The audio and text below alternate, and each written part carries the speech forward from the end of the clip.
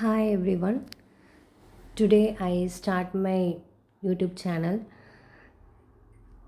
இன்றைக்கி நான் இந்த வீடியோவில் என்ன போட்டிருக்கேன்னா, என்னோடய டெய்லி ரொட்டீன் தான் போட்டிருக்கேன். I hope you like it.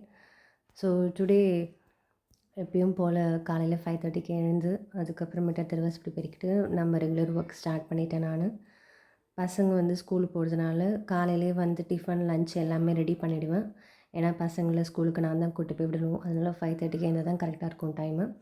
இன்றைக்கி வந்து பங்குனி செவ்வாய்ன்றதுனால நாங்கள் பூஜை பண்ணுவோம். அதனால் இன்றைக்கி எங்கள் வீட்டில் சாம்பார் தான் வைக்க போகிறேன். சாம்பார் உருளைக்கிழங்கு தான். காலைல டிஃபன் வந்து உப்புமா தான் பண்ண போகிறேன். காலையில் பசங்களுக்கு வந்து எப்போவுமே பால் தர மாட்டேன். கூழ் தான் கொடுப்பேன். கேவுரு கூழ் தான் கொடுப்பேன். ஸோ அதுதான் டெய்லி பசங்க காலைல குடிச்சிட்டு அதுக்கப்புறமேட்டா டிஃபன் என்ன வைக்கிறேனோ அதை சாப்பிட்டுட்டு அவங்க ஸ்கூலுக்கு போயிடுவாங்க. ஏன்னா பால் மட்டும் குடிக்காமல் நம்ம ஹெல்த்தியாக ஏதாவது கொடுப்போமே அப்படின்ட்டு டெய்லி இந்தமாரி கேவுரு கூழ் தான் நான் ரெடி பண்ணி பசங்களுக்கு கொடுத்துட்ருக்கேன். சாம்பாரில் வந்து காய் போட்டு சாம்பார் வச்சிடலாம். ஏன்னா நான் எப்போவுமே சாம்பார் வச்சா நிறைய காய் போட்டு தான் சாம்பார் வைப்பேன். ஸோ இன்றைக்கி என்ன காயெல்லாம் யூஸ் பண்ண போகிறோன்னா, அவரைக்காய், நாட்டு அவரைக்காய். எங்களுக்கு ஒருத்தவங்க வந்து அவங்க வீட்டிலேயே வந்து விளைய வச்சு எடுத்து கொடுப்பாங்க. ஸோ அந்த நாட்டு அவரைக்காய், கத்திரிக்காய், கேரட்டு, மாங்காய், சின்ன வெங்காயம், தக்காளி இதெல்லாம் போட்டு தான் வந்து சாம்பார் பண்ண போகிறேன். உருளைக்கிழங்கு நான் ரெடி பண்ணிவிட்டு லாஸ்ட்டாக ஃபைனலாக வந்து முருங்கைக்கீரை பொடி பண்ணி வச்சுருக்கேன்.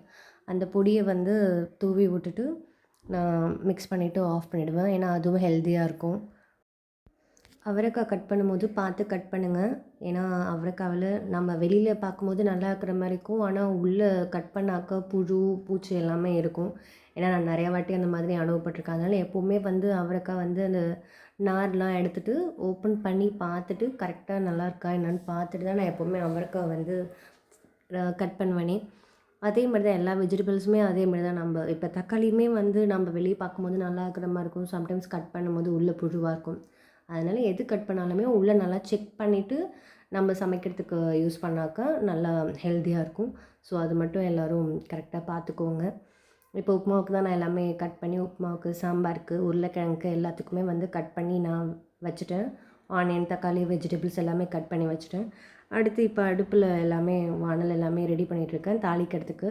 ஏன்னா எல்லா அடுப்புலையுமே வந்து நம்ம சமைச்சா தான் காலையில் பசங்க ஸ்கூல் போகிறதுக்கு முன்னாடி எல்லாத்தையுமே நம்ம ரெடி பண்ண முடியும். அதனால் எப்போவுமே மார்னிங் வந்து காலையில் எல்லா அடுப்புமே பிஸியாக தான் இருக்கும். கரண்ட் அடுப்பும் இருக்கும், ப்ளஸ் இந்த 3 அடுப்புமே வந்து பிஸியாக தான் இருக்கும். ஏன்னா நம்ம டிஃபன் பண்ணணும், காலைல கூழ் காய்ச்சணும், லன்ச் ரெடி பண்ணணும் அப்படின்றப்ப நம்மளுக்கு அடுப்பு வந்து எப்போவுமே இந்த மாதிரி டைமில் மார்னிங் டைமில் மட்டும் பிஸியாக தான் இருக்கும். அதுக்கப்புறம் இந்த வேலை ஒரு 2 ஹவர்ஸ் அந்த மாதிரி முடிச்சிட்டக்கப்புறம் அதுக்கப்புறம் ஃப்ரீயாக தான் இருக்கும் அடுப்பு.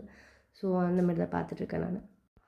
ஆல்மோஸ்ட் 8:00 உள்ளேயே வந்து நான் எல்லாத்தையுமே ரெடி பண்ணி முடிச்சுடுவேன். ஏன்னா அதுக்கப்புறம் பாப்பாவுக்கு தலையை சீவிட்டு அவளை ரெடி பண்ணுறதுக்கு டைம் கரெக்டாக இருக்கும். இவ்வளோ தான் என்னோடய மார்னிங் ரொட்டீன் கைஸ். ஸோ இந்த வீடியோ உங்களுக்கு பிடிச்சிருந்தாக்கா எனக்கு லைக் பண்ணுங்கள், ஷேர் பண்ணுங்கள், சப்ஸ்கிரைப் பண்ணுங்கள், சப்போர்ட் பண்ணுங்கள். Thank you so much my friends. Thank you.